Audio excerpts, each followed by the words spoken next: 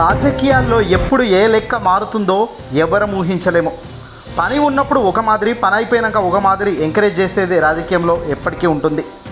అధికారంలో లేనప్పుడు అధికారం కోసం తహతహలాడుతూ పెద్దల కంట్లలో పడేదానికి అడ్డంగా విమర్శలు చేసిన వాళ్ళలో చాలామందే టీడీపీలో ఉన్నారు. అందులో ప్రముఖ వ్యక్తి బుద్దా వెంకన్న.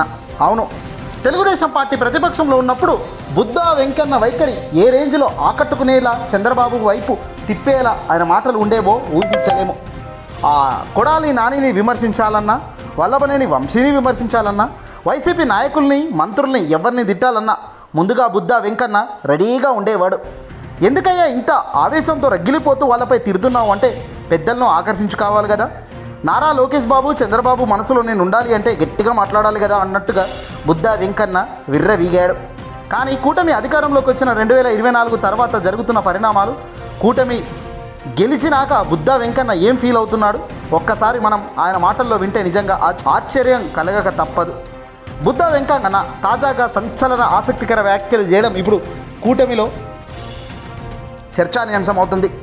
చంద్రబాబు గారిని నమ్ముకుంటే పూర్తిగా నన్ను నాశనం చేశాడు అన్నట్టుగా బుద్దా వెంకన్న ఆసక్తికర వ్యాఖ్యలు చేశారు. ముందుగా బుద్దా వెంకన్న ఏమన్నాడో ఒక్కసారి మనం వినే ప్రయత్నం చేద్దాం, ఆ తర్వాత డిస్కస్ చేద్దాం.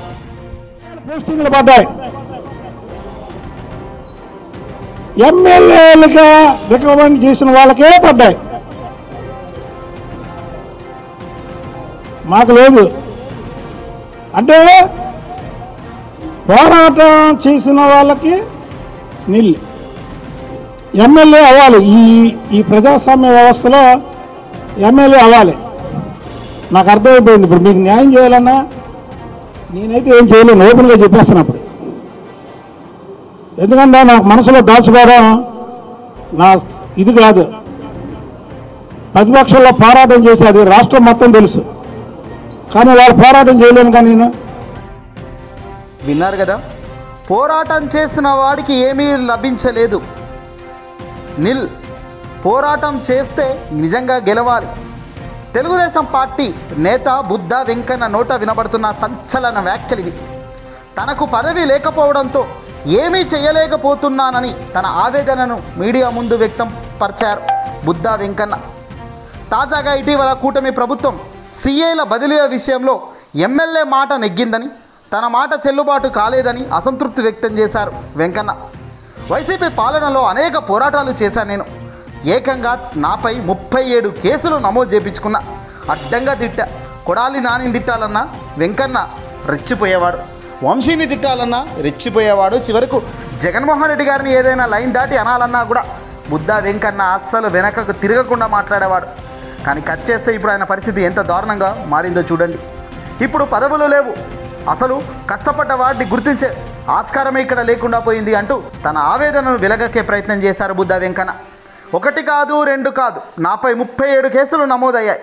టీడీపీ అధికారంలోకి వచ్చిన తర్వాత నాకు న్యాయమే జరగలేదని కుండబద్దలు కొట్టేశారు బుద్దా వెంకన్న. తన ఆవేదనతో ఈ వ్యాఖ్యలు చేస్తున్నట్లుగా ఆయన చెప్పుకొచ్చారు. ఎవరికి నేను భయపడబోనని, మనసులో ఉన్నది దాచుకోలేనని, ఉన్నది ఉన్నట్లు చెప్పేస్తానంటూ కూడా బుద్దా వెంకన్న చెప్పుకొచ్చారు. వాస్తవానికి కూటమి అధికారంలోకి రాకముందు, వచ్చిన తర్వాత పరిణామాలు చూస్తుంటే పూర్తిగా భిన్నంగా మారాయి. అధికారం కోసం కూటమి నేతలు చెప్పిన ఆ మాయమాటలు అన్నీ ఇన్ని కావు. అధికారంలోకి రాగానే సూపర్ 6 అన్నారు, సూపర్ 10 అన్నారు. మొత్తం చంద్రబాబు రాగానే ఆహా ఓహో అభివృద్ధి పరిగెడుతుందన్నారు. కట్ చేస్తే అభివృద్ధి కాదు కదా, కనీసం ఇతరం కూడా ముందుకు పోవట్లేదు. పైగా చెప్పిన మాటలు చేయలేని స్థాయిలో ఉన్న చంద్రబాబు ప్రజల ముందే ఆలోచించాలి డబ్బులు లేవు అంటూ చేతులు ఎత్తేస్తున్నాడు. ఇక ప్రజలకు ఇచ్చిన మాటే నిలబెట్టుకోలేని స్థాయిలో చంద్రబాబు ముఖ్యమంత్రిగా ఉంటే ఇక ఈ నేతల పరిస్థితి ఎంత చెప్పండి. బుద్దా వెంకన్నే కాదు, చాలామంది టీడీపీ ప్రతిపక్షంలో ఉన్నప్పుడు తెగ కష్టపడ్డారు. పెద్దల మనసులో చోటు సంపాదించుకునేందుకు, పెద్ద పోస్టు వస్తుందిలే అన్నందుకు ఆశపడ్డారు. కానీ తెలుగుదేశం పార్టీ వంగలపూడి అనితకు మంచి అవకాశమే వచ్చింది. హోంమంత్రిగా అవకాశం ఇచ్చారు, కానీ బుద్దా వెంకన్న నోటి దురుసు కారణంగా పక్కన పెట్టారు. ఇప్పుడు నోటి దురుసు అసలు పనిచేయదని, ఇలాగే పిచ్చిగా మాట్లాడితే మొదటికే మోసం వస్తుంది అని చంద్రబాబు బుద్దా వెంకన్నకు వార్నింగ్ కూడా ఇచ్చారు. ఇవన్నీ చూసిన బుద్దా వెంకన్న నారా లోకేష్ దగ్గరికి వెళ్ళినా లాభం లేకుండా పోయింది.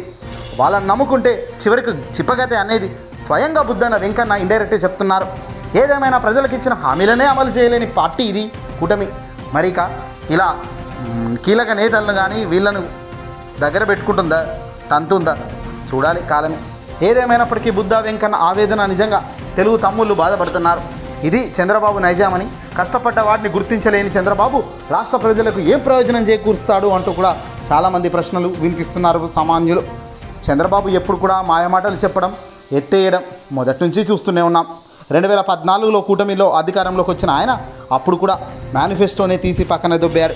ఇప్పుడు అంతే, చెప్పిన మేనిఫెస్టో చేసే పరిస్థితి లేదు అంటూ జగన్పై నెపం నెడుతూ పోతున్నాడు.